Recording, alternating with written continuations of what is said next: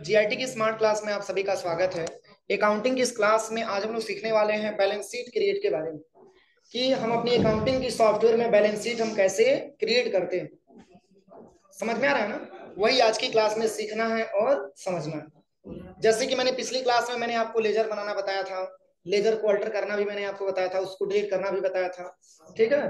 उसको मॉडिफाई करना भी मैंने आपको बताया था। लेकिन आज की क्लास में जो समझना है वो है आपका बैलेंस शीट। और बैलेंस शीट जब भी बनाते हैं तो 31 मार्च को ही बनाते हैं, मैंने आपको बताया 31 मार्च 2020 इसमें लिखा हुआ है ना।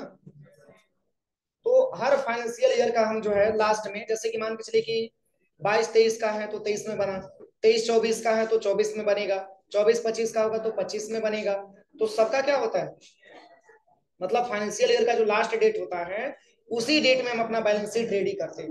इसके पहले भी मैंने आपको पढ़ाया, बैलेंस शीट एक प्रकार का स्टेटमेंट होता है जिसमें लायबिलिटी साइड के बैलेंस को और एसेट साइड के बैलेंस को हमको अलग अलग लिखना होता है, मैंने बताया था। और जब भी बैलेंस शीट हम बनाएंगे तो इस समझिए कि लायबिलिटीज वाला जो बैलेंस होगा आपका लेफ्ट में होगा और राइट में क्या होता है, एसेट्स वाला होता है। और मैंने ये भी आपको बताया कि लायबिलिटी साइड का टोटल बैलेंस एसेट साइड के टोटल बैलेंस के इक्वल होना चाहिए, बराबर होना चाहिए। और लायबिलिटी साइड का बैलेंस हमारा क्रेडिट में आता है कि डेबिट में आता है, बोलिए। हाँ, लायबिलिटीज का डेबिट में आता है कि क्रेडिट में आता है? क्रेडिट में आता है, क्योंकि वो कर्ज होता है, उधार होता है, वो पैसा हमारा क्रेडिट में आता है। और एसेट्स वाला बैलेंस आपका डेबिट में आता है।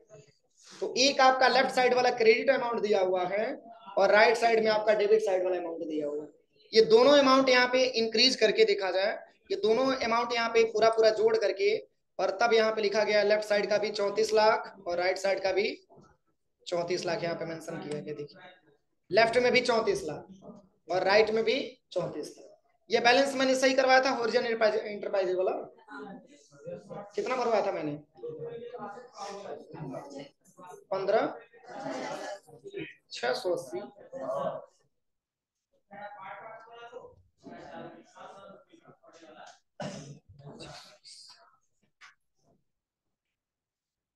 15,480 उसको बनाई।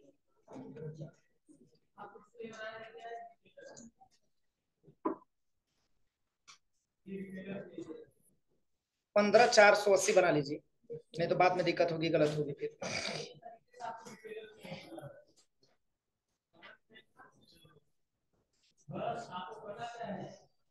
हो गया 15,480, जिसका दो बिल वाइज एंट्री बनेगा, एक 10,000 का और दूसरा 5480 का बनेगा। और नीचे वाले भी बुक में मैंने बताया था कि जैसे इसका जो बिल वाइज डिटेल आपका दिया हुआ है, किसका, ओरिजन इंटरप्राइजेज का, ये 3680 दिया है, इसको 5480 बना लीजिएगा।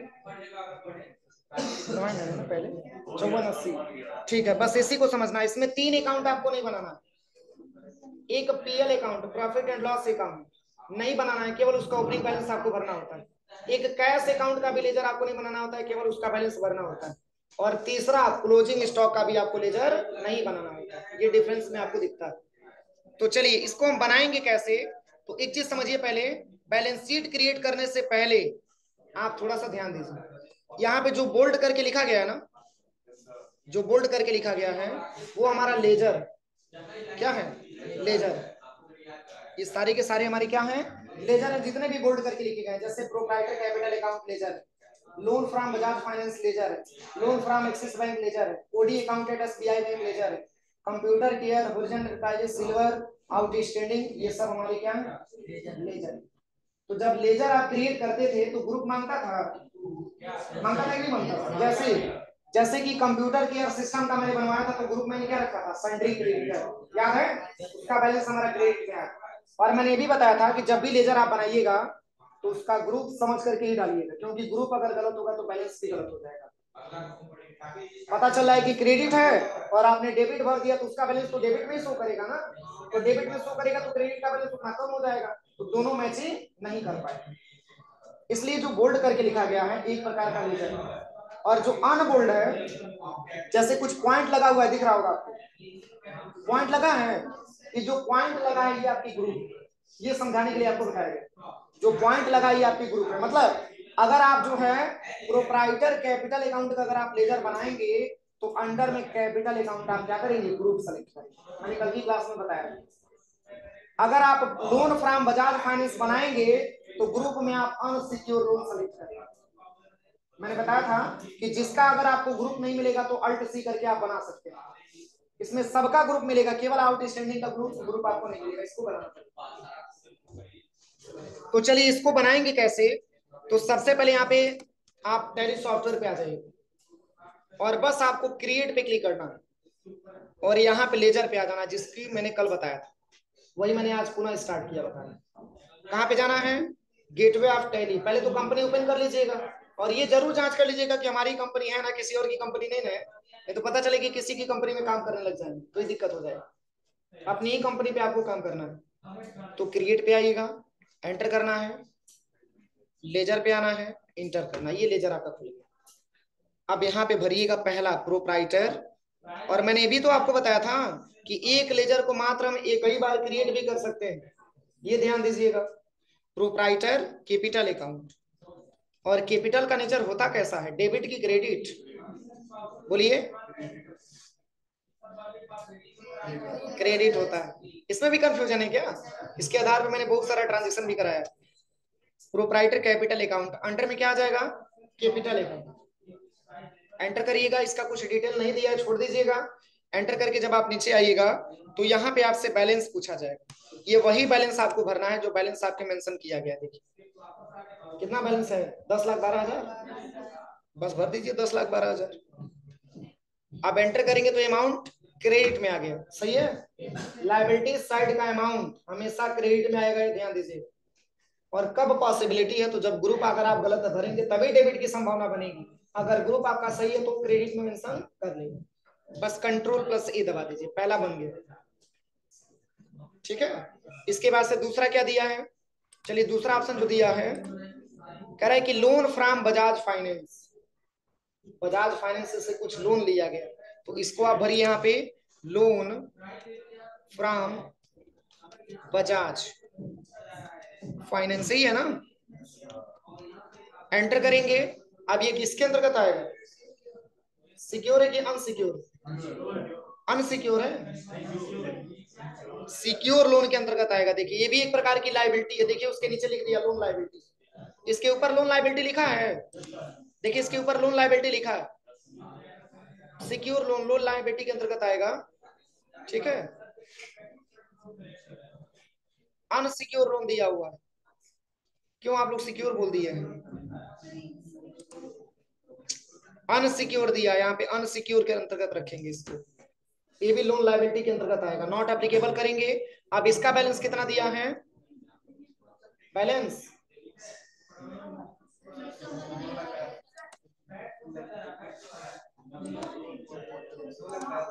देखिए इसका जो बैलेंस दिया है 2,50,000। अरे जैसे कि लेजर नीचे दिया है और ग्रुप इसका ऊपर दिया हुआ, यही कंफ्यूजन हो रही है आपकी समझ में। लेजर आपका नीचे दिया और ग्रुप उसका ऊपर दिया, यही कंफ्यूजन हो रही है बार बार। जैसे मैंने अभी प्रोप्राइटर कैपिटल का बनाया है तो अंडर में मैंने क्या रखा, कैपिटल, तो कैपिटल ऊपर दिया है ग्रुप आपका, तो बस यही समझना है।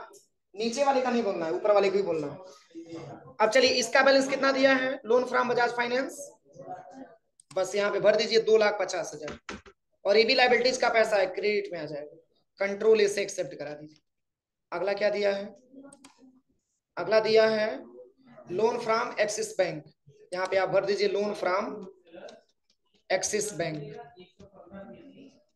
ये सब एक प्रकार के बैंक के लोन है हमारे, ठीक है। अब इसको हम रखेंगे सिक्योर लोन के अंतर्गत। अब इसका बैलेंस कितना दिया, 6,75,000। हाँ ध्यान दीजिएगा, एक जीरो बढ़ेगा तो बहुत ज्यादा मात्रा हो जाएगा, इसलिए जीरो को ध्यान से, ठीक है। बस एक्सेप्ट कराइएगा। इसके बाद से अगला जो दिया हुआ है, OD account at SBI bank, तो बैंक ओडी अकाउंट के अंतर्गत आएगा। तो यहाँ पे भरिए आप OD account at SBI bank, इससे भी लोन लिया गया है।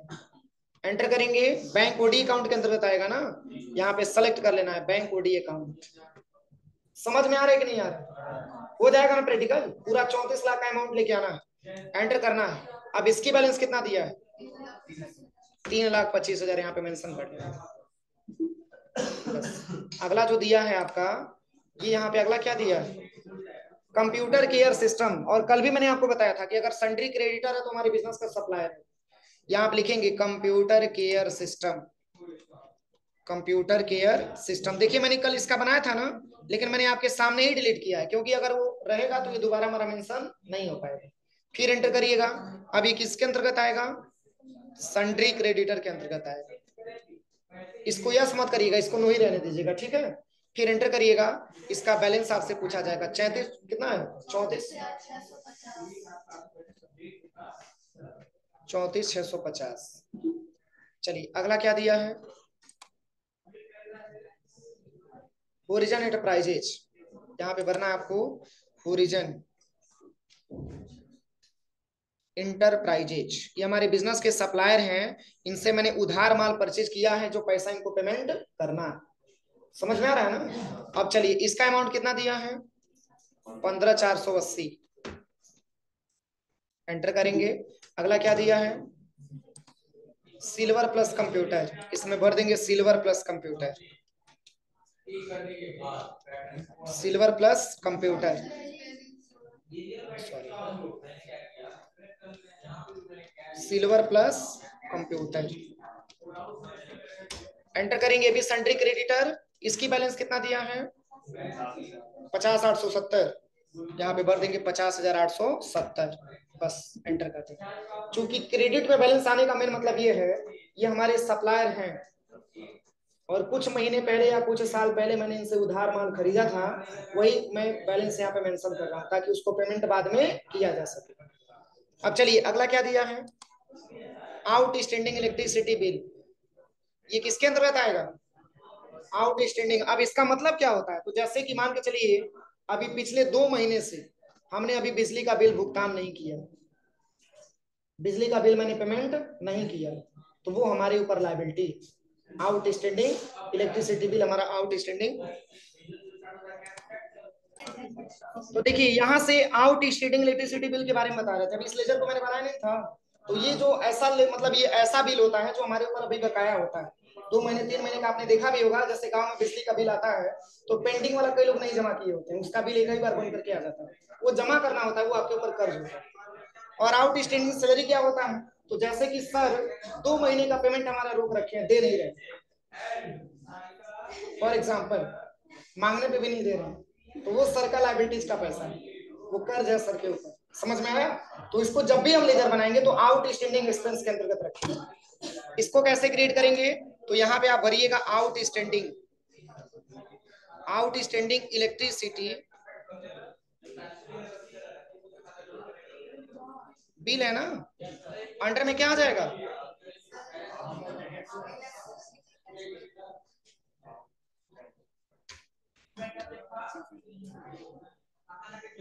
आउट स्टैंडिंग इलेक्ट्रिसिटी बिल अभी आएगा किसके अंतर्गत? आउट स्टैंडिंग एक्सपेंस के अंतर्गत। यहाँ पे सर्च करेंगे तो नहीं मिलेगा, तो बनाना पड़ेगा ना। तो क्या दबाएंगे? अल्ट प्लस सी बटन दबाएंगे, और यहाँ पे लिखेंगे आउट स्टैंडिंग एक्सपेंस, यही है ना। अब एंटर करेंगे, अब किसके अंतर्गत आएगा? कैपिटल के अंतर्गत आएगा, लोन लायबिलिटी के अंतर्गत आएगा। ध्यान दीजिएगा, लोन लायबिलिटीज के अंतर्गत आएगा, एक प्रकार का लोन है ना। कंट्रोल इसे एक्सेप्ट करा देंगे। इसकी बैलेंस कितना दिया है? 1,11,000 है, यहाँ पे भर देंगे 123 123, एंटर। अगला क्या दिया है? आउट स्टैंडिंग सैलरी, यहाँ पे भर लेंगे आउट स्टैंडिंग सैलरी, सैलरी। इसका बैलेंस कितना है? कितना है? हाँ 76,000 यहाँ पे भर देंगे। बस ये सारा बैलेंस हमारा क्रेडिट में आना चाहिए। ध्यान दीजिएगा, एक साइड का मैंने कंप्लीट किया, अभी प्रॉफिट एंड लॉस है बचा हुआ। तो प्रॉफिट लॉस का तो बनाना नहीं होता है, इसमें अल्टरेशन करना है। तो अल्टर पे आ जाइएगा, किसका अल्टर? लेजर का अल्टर। और यहाँ पे आ जाइएगा, प्रॉफिट एंड लॉस अकाउंट का लेजर मिलेगा, इसको आप ओपन कर लीजिएगा, और बस केवल यहाँ पे इसका अमाउंट मेंशन कर देना है, 8,75,000, यही है ना। बस 50,000 है, 8,50,000। बस एक्सेप्ट करा देंगे, ठीक है, कोई दिक्कत? अब चलिए, अभी तो हमारा लेफ्ट साइड का हुआ, तो लेफ्ट साइड में 34 लाख आना चाहिए ना। इसकी जांच करने के लिए आप गेटवे ऑफ टैली और यहीं पे बैलेंस शीट पे आ जाइए, बस यहीं से ओपन करिए। सही है, 34 लाख। अब अल्ट के साथ या फोन बटन दबा करके डिटेल चेक करिए।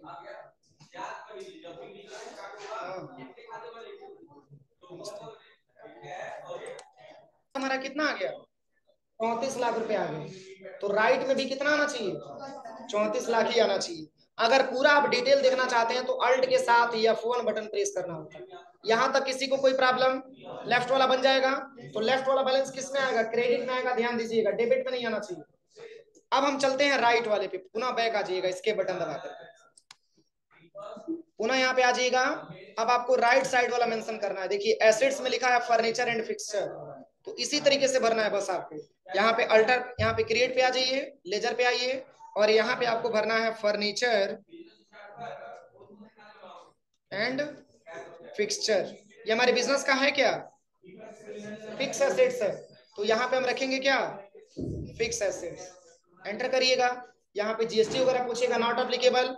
यहाँ पर भी जीएसटी पूछेगा, यहाँ पे नॉट अप्लीकेबल हो जाएगा। बस यहाँ पे आ जाएगा, एंटर करके यहाँ पे बैलेंस इसका पूछा जाएगा, क्या रुपया दिया हुआ इसका बैलेंस।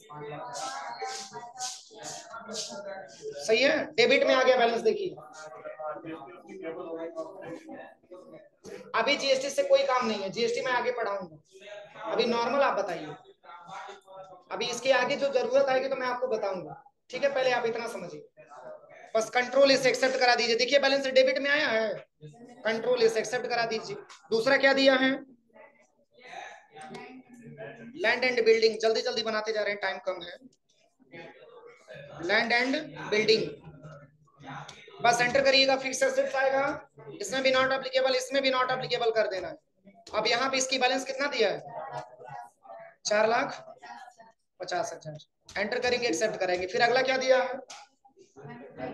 मैन्युफैक्चरिंग, मैन्युफैक्चरिंग इक्विपमेंट, ये भी हमारे बिजनेस का फिक्स एसेट्स है। और अंडर में क्या हो जाएगा? बस यहाँ पे फिक्स एसेट्स में इसका अमाउंट कितना दिया है? 6,20,000। एंटर करेंगे, भी डेबिट में आ जाएगा। इसके बाद देखिए एनएससी 10% दिया है, सॉरी प्लांट एंड मशीनरी दिया है, यहाँ पे भरना है plant and machinery, plant and machinery. फिर एंटर करेंगे, ये भी फिक्स एसेट्स में आ जाएगा। और यहाँ पे एप्लीकेबल नहीं, यहाँ पे नॉट एप्लीकेबल करना है, ध्यान दीजिएगा। इसका अमाउंट 4,80,000। एंटर करेंगे डेबिट में। इसके बाद से एनएससी 10% दिया होगा, ये एक प्रकार का इन्वेस्टमेंट है, तो इसलिए यहाँ पे इन्वेस्टमेंट के ही अंतर्गत इसको रखेंगे। एंटर करेंगे और यहाँ पे इन्वेस्टमेंट हम रखेंगे, इसमें देखिए इन्वेस्टमेंट का अमाउंट ग्रुप आ जाएगा आपका। फिर नॉट एप्लीकेबल, इसका बैलेंस कितना दिया? 85,000। एंटर करेंगे, भी डेबिट में। अगला क्या दिया है? हाँ प्रीपेड रेंट, किसके अंतर्गत आएगा? हाँ यहाँ पे भरिएगा प्रीपेड, समझ में आ रहा है ना? Prepaid rent. अब इसमें हम ले लेंगे क्या? करेंट एसेट्स ले लेंगे यहाँ पे। अब यहाँ पे इसकी बैलेंस कितना दिया है? बस इसके बाद से अगला क्या दिया है? क्लोजिंग स्टॉक नहीं बनाना होता, ध्यान दीजिएगा, इसको क्रॉस कर लीजिएगा। क्लोजिंग स्टॉक नहीं बनाना होता है, वही बैलेंस आपको डिफरेंस में जाकर के दिखता है। अगला जो दिया है current account at SBI bank, पहले इसके पहले क्या दिया? कैश दिया, तो कैश का तो लेजर बनाना नहीं है, क्या करेंगे? अल्टर पे आ जाएंगे। इसके बाद से किसका अल्टर करना है? लेजर का। कैश 4,75,000 है ना, यहाँ पे भर देंगे 4,75,000। देखिए इतना रुपया बैलेंस अभी हमारे पास है, 4,75,000। बस इसको डेबिट में दिखा देंगे। अगला जो दिया है alt C, current account at SBI bank, यही दिया है ना, current account at SBI bank. अब किसके अंतर्गत आएगा? बैंक अकाउंट, यहाँ पे ले लीजिएगा बैंक अकाउंट, यहाँ पे बैंक अकाउंट सिलेक्शन कर लीजिए। ये पूरा डिटेल पूछेगा, इसमें भरने की आवश्यकता नहीं है, बस ऐसे ही डिटेल्स भरते जाइएगा। फिर यहाँ पे आपसे अमाउंट पूछा जाएगा कितना है। देखिए हमारे जो है current account at SBI balance में अकाउंट मतलब SBI के करेंट अकाउंट में अभी प्रेजेंट में 2,25,000 शेष है। अगला क्या दिया है? सिल्वर प्लस कंप्यूटर है, सॉरी सुप्रीम कंप्यूटर। तो यहाँ पे दिया है सबसे पहले देखिए सन्ड्री डेबिटर, डेबिटर नॉर्थ दिया, डेबिटर साउथ दिया। अगर सन्ड्री डेबिटर दिया है, आप ये समझिए कि हमारे बिजनेस का कस्टमर, इससे पैसा हमको लेना होता है, ठीक है ना, इससे पैसा हमको लेना होता है। तो यहाँ पे आपको भरना है सुप्रीम कंप्यूटर, सुप्रीम कंप्यूटर। अब किसके अंतर्गत आएगा? सन्ड्री डेबिटर के अंतर्गत आ जाएगा, सन्ड्री डेबिटर। फिर एंटर करेंगे, इसको यस मत करिएगा, इसको नो ही रखिएगा, बाद में बताएंगे कि यस क्यों कब करा जाएगा, ठीक है। अब यहाँ पे इसका अमाउंट कितना दिया है? 35,400। फिर एंटर करेंगे, अगला क्या दिया है?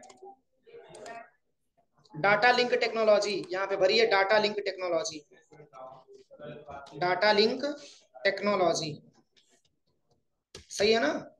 अब यहाँ पे सन्ड्री डेबिटर हो जाएगा, फिर इसका भी कुछ बैलेंस दिया होगा, 54,400। अगला क्या दिया है? स्पेक्ट्रम कंप्यूटर, यहाँ पे लास्ट वाला दिया स्पेक्ट्रम कंप्यूटर, स्पेक्ट्रम कंप्यूटर। अब इसका बैलेंस कितना दिया? कितना है? 65,000। एंटर करेंगे, एक्सेप्ट करा दो। कोई छूटा नहीं है? क्लोजिंग स्टॉक छूटा है, छूटा है ना, उसको नहीं बनाना होता है, क्योंकि क्लोजिंग स्टॉक ही आगे चल करके ओपनिंग स्टॉक में कन्वर्ट हो जाता है, मैंने बताया था। वो डिफरेंस आपको दिखाएगा, वो बनाना नहीं होता है। इस हाँ, उसको मैंने अभी बोला है क्रॉस का सिंबल लगा दीजिए। देखिए अब इसको हम कैसे चेक करेंगे कि लेफ्ट हैंड साइड और राइट हैंड साइड बैलेंस हमारा इक्वल आया है कि नहीं आया? तो यहां से आप बैक आइएगा, इसके बटन दबा करके गेटवे ऑफ टैली पे आना। कहां पे आना है? और यहीं पे एक बार बी बटन दबा दीजिए, B, B for balance sheet, और अल्ट के साथ F1 बटन दबा दीजिए। अब देखिए 3 20 का डिफरेंस आ गया, 3 20 का डिफरेंस आ गया। क्या लिखा हुआ है? डिफरेंस इन ओपनिंग बैलेंस में 3,20,000। इसीलिए क्लोजिंग स्टॉक का बैलेंस आपको मेंशन नहीं करना होता, उसका लेजर बनाना ही नहीं होता। इधर भी 34, मतलब लायबिलिटी साइड में भी 34 और एसेट साइड में भी 34, हमारा बैलेंस शीट सही है। बस 3 चीज आपको चेक करना है कि क्या हमारा लायबिलिटी साइड जितना बैलेंस आ रहा है उतना एसेट साइड आ रहा है कि नहीं आ रहा है। दूसरा ये कि हमारा जो बैलेंस है डिफरेंस हमारा 3,20,000 रुपए का आ रहा है कि नहीं आ रहा है। इतना मिलाकर के आप लोग ट्रांजेक्शन मतलब पूरे के पूरे लेजर आप बनाइए। कोई दिक्कत है किसी को? बन जाएगा ना। इसी तरीके से आपका अमाउंट मिलना चाहिए। अभी नहीं कि मैंने डेबिट पढ़ाया तो उसको क्रेडिट में कर दीजिए, जो क्रेडिट में मैंने पढ़ाया उसको डेबिट में कर दीजिए, तो ऐसे कंफ्यूजन हो जाएगा, नहीं हो पाएगा।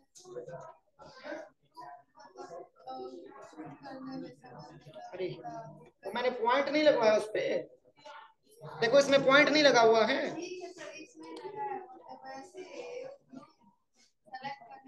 नहीं तो जब हमको ये पता चल जाएगा तो हमको ग्रुप में कोई दिक्कत नहीं आएगा, और देखेंगे तो एक चार्ट ऑफ अकाउंट का ग्रुप हम छपवा देंगे, कोई दिक्कत नहीं है।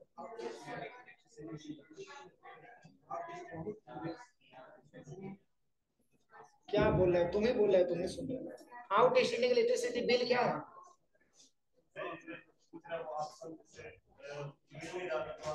अल्ट सी करेक्ट किए हैं, बना दिए हैं उसको।